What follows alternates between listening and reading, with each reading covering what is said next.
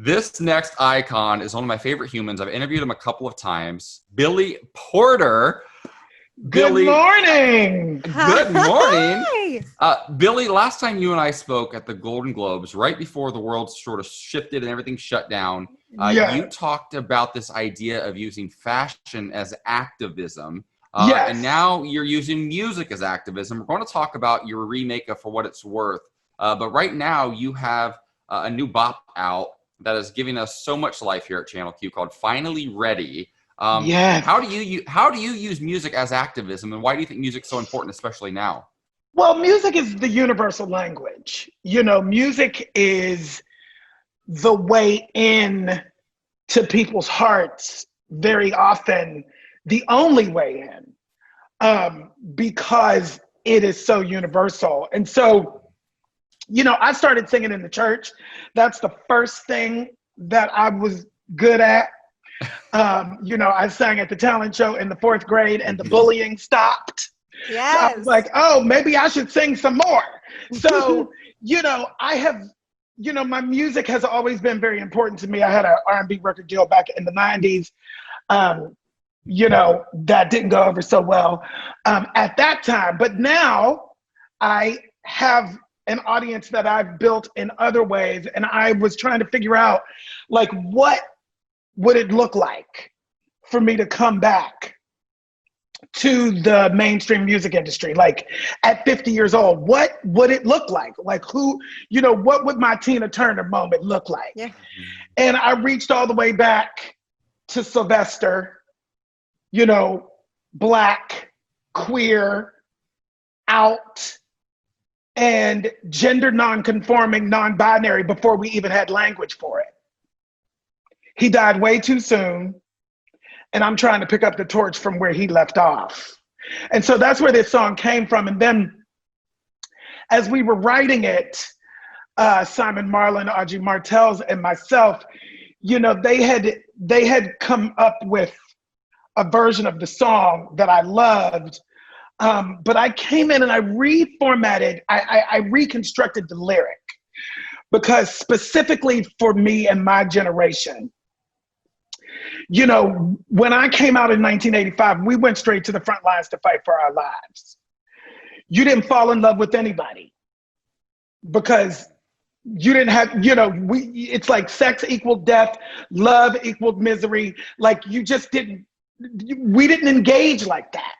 We were fighting. And then the pill came in 96, everybody moved on, and now here we are as this first generation of gay men who get to be out loud and proud, who get to be married, who get to do all of these things that no one really taught us how to do. You know, so yes, I fall in love. Yes, I have this husband. You know, Adam is the love of my life. And he's 12 years younger than me. So he missed the bulk of that trauma that we went through. So he teaches me so much about how to receive love. And so, you know, when I was working on this lyric, I wrote it for him and with him in mind, you know, and it's like so many of us don't even know what to do when love is standing in front of us. So many of us don't know how to receive it. You know, hits so deep because, I mean, listen, I'm just a few years younger than you, but like we said, I'm celebrating my 40th today. So I'm in that sort of that next generation, that first generation that's really benefiting as gay men from the hard work that you guys did for us to make it easier. And as you know, my partner's 10 years younger than me. So I've had to learn to receive love from him, which that can be a lifelong journey.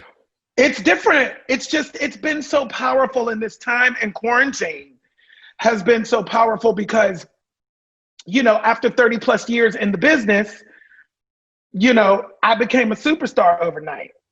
I became a celebrity overnight. Let's say literally. Though, I wanted to tell you, overnight to people. Yes, but not that's what for I mean. you. You know, I want to tell you. Yeah. Well, and I didn't want to cut you off. I remember I had been introduced to you in Kinky Boots. My friend Todrick Hall played it, and then and then I was introduced to you. And I went back and I was watching all of the things you've done. How was it, you know, although we get to be out and loud and proud you did live in a time where we couldn't. How was it even just as an entertainer back then, being Black and queer and with this beautiful big voice? Well, I'll tell you what, and I'll talk about the music business because we're on here talking about music. It almost killed me. The homophobia in the music business in the 90s almost took me out of here, for real. And I'll say this, my voice, like I said, became my savior. It became my weapon. And the first time it didn't work for me was in the music business. The first time that nobody cared about my talent and they were only cared about who I was sleeping with on my own private time. You know, it really almost sucked everything out of me. Almost. You know, and the reason why it's so like at the forefront of my mind is because I'm writing my memoir right now. And so I have to recall all of these stories and, you know, my trauma therapist that I've been working with in this quarantine, which has been so frigging awesome. You know, I speak about things and she's like, yeah, that's called trauma. And you've metabolized nothing. You've grieved nothing, you've metabolized nothing. And now it's time to metabolize all of that so that you can enjoy where you are. So that I can be like, that's what I'm finding out about myself in quarantine and finding, you know, learning about self-care, learning about boundaries and balance and like receiving love. Oh no, honey, like, we talk about this moment. on the show. We joke because weekly I have therapy every Wednesday and I've been in it for a year now consistently. And the amount of things that I never dealt with, the trauma from my childhood and as gay men and women that we often just kind of push aside. But the good thing is, luckily you did survive the 80s and the 90s and you're still thriving. And I think the world is finally ready for you and this new single. Can you please introduce your new single for us? Yes, ladies and gentlemen, please welcome the new bop from Queen Portress. Finally ready. Perfect. So we'll play it and we'll come back and then we'll recap. And then I definitely want to talk about For What It's Worth and Joe Biden and your thoughts. Okay. Yeah. Cool. You're fantastic, by the way. You know that. Oh, thank you. Alrighty, I'll stand by. 3, 2. All right, welcome back to the Morning Beat. We're joined again by Billy Porter. We just listened to his new bop, Finally Ready. Thank God the world is finally ready for you. You know I adore you. Thank I love you. I follow and support every single thing you do. And I'm so glad that the world finally has gotten to know you as well. Thanks in part to Pose. Where are you guys in production? Are you guys able to get back together anytime soon? What's that looking like right now? We were one episode into season 3. They're trying to get back to production before the end of the year. But, you know, as we see whiteness and holding on to white privilege and white supremacy that has metastasized all over us, because that's what's happening. Who knows what's going to happen? Who knows when anything is going to happen? I don't know. I really, really don't know. And I'm just trying to breathe, wake up every day and breathe. Honey. Well, I will say you and Pose are worth the wait. I hope you get back into production soon because I am obsessed. Well, I want to go off something you just said about white supremacy, because you made a comment, a controversial one to some, particularly the Black community, where you talked about your basic human rights have been up for legislation since you could breathe. And you said that it's been by, you know, when you're asking for equality, it has to be for our trans Black brothers and sisters as well. And when you called out people, you called out Black transphobic, homophobic, xenophobic people. That was the second time. And so why was it so controversial? And what do you have to say for people that were upset about that? Well, first of all, like I said in my first message to America, and in my experience, The relationship between the African American community and the LGBTQ community is horrible. And Black trans women in particular, and I know this because of my association with trans people now, Black trans women in particular die at an alarming rate. May I just tell you this? At the hands of Black cisgendered men. Marilyn at an alarming rate. Casares. Yes. Yeah, Marilyn Casares, just last week, 23 years old, California, no one's talking about it, not on the news anywhere. Yeah. That was the situation. All day, every day, murdered in the streets, and I find it disingenuous and hypocritical when the Black community wants to ignore this, wants to diminish our space and our place, wants to silence us, wants to say, I'm trying to piggyback on a movement that's not about that. It is about that. I'm Black first, and I'm gay. Mm-hmm. As you know, none Billy, of us are free until we're all free. None of us are free until we're all free. And we have to look at our blind spots. All of us have to look at our blind spots. I have them too. And what I was saying was, we have to look at that blind spot as a community.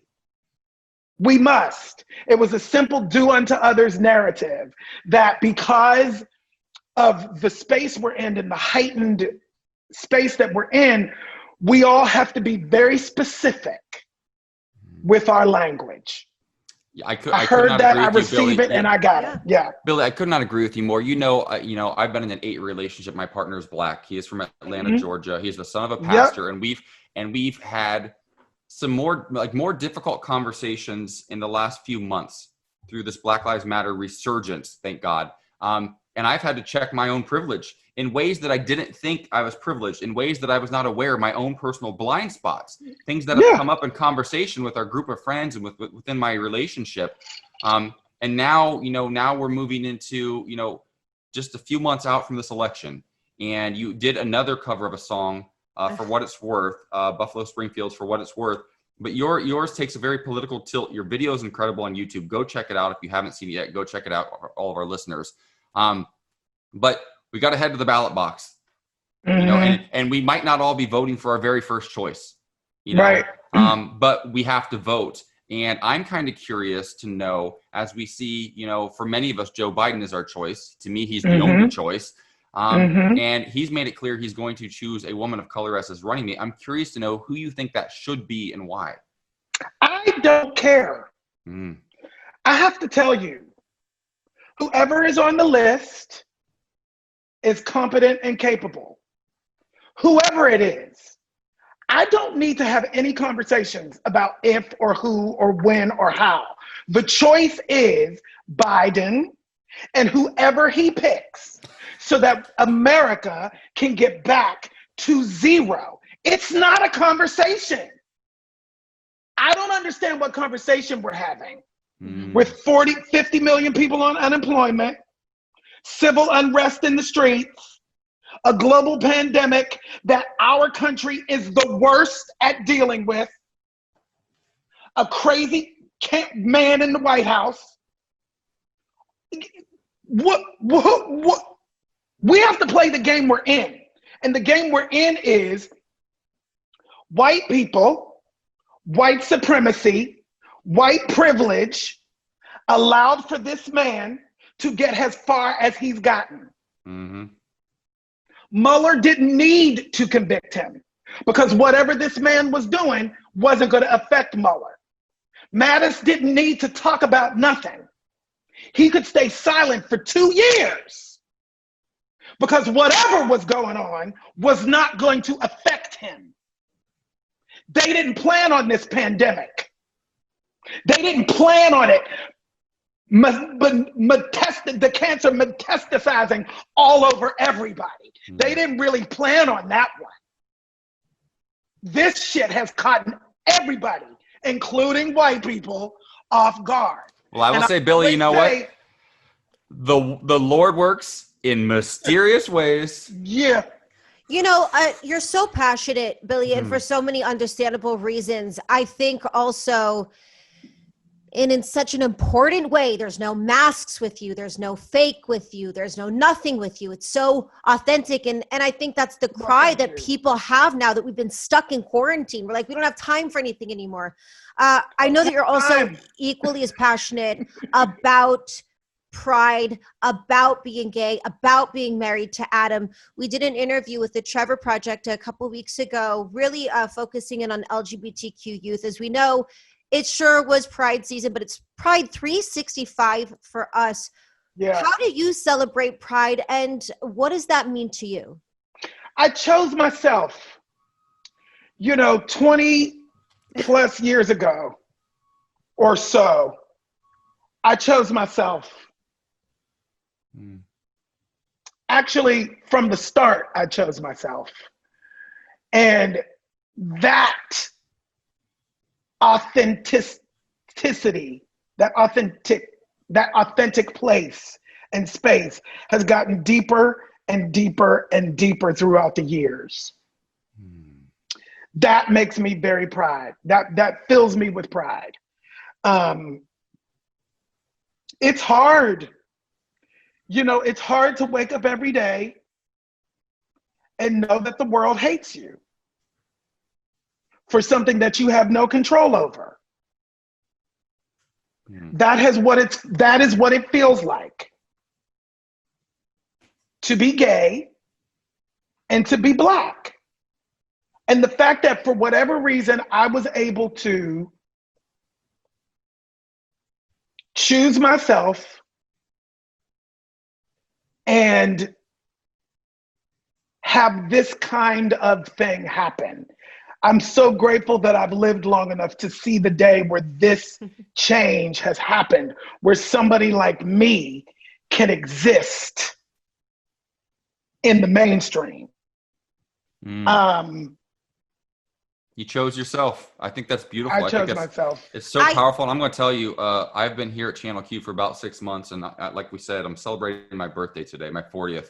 And it's taken me 40 years to even start to really understand. Although I've been out for 20 years, it's taken me this long to start to really embrace the wholeness of myself as a gay man. Yes. And people like you in particular, you just make my heart sing. Like I could not adore you more, Billy. Well, keep soaring. I appreciate keep soaring. that. And also, I hope that message resonates with all people, including heterosexual people. I chose myself. Like, that's it. Like, you had your back. It really resonated with me when you said that. So thank you for saying that. I know that all of our listeners appreciate it. Also, listen to Finally Ready, honey. Also, didn't know you used live musicians for that instead of programming. Incredible. Yeah. My voice is too big for the newer trap stuff. No, it really is. It's like I sound like when I try to do what the current stuff is, hello, hey, hello, it's so much fun, but like I sound like grandma trying to do that. No, you sound like amazing. Give me an orchestra and let me holler, and we'll all be better for it. Incredible. Well, when the memoir comes out, please come back on our show. Yes, let us promote it. Let us read it. Let us get more in depth. We want to know all about that trauma therapy because we all need it. So we'll just do it through you. And thank you so much. You're always welcome at Channel Q, and we love you. Thank you. See you guys soon. Thank you, Thanks, babe. Billy. Okay, Bye-bye. thanks for having me. Bye-bye. Thanks for watching. If you liked the video, make sure to like and subscribe and hit that bell for all notifications from radio.com. While you're at it, why don't you check out some of our other great videos.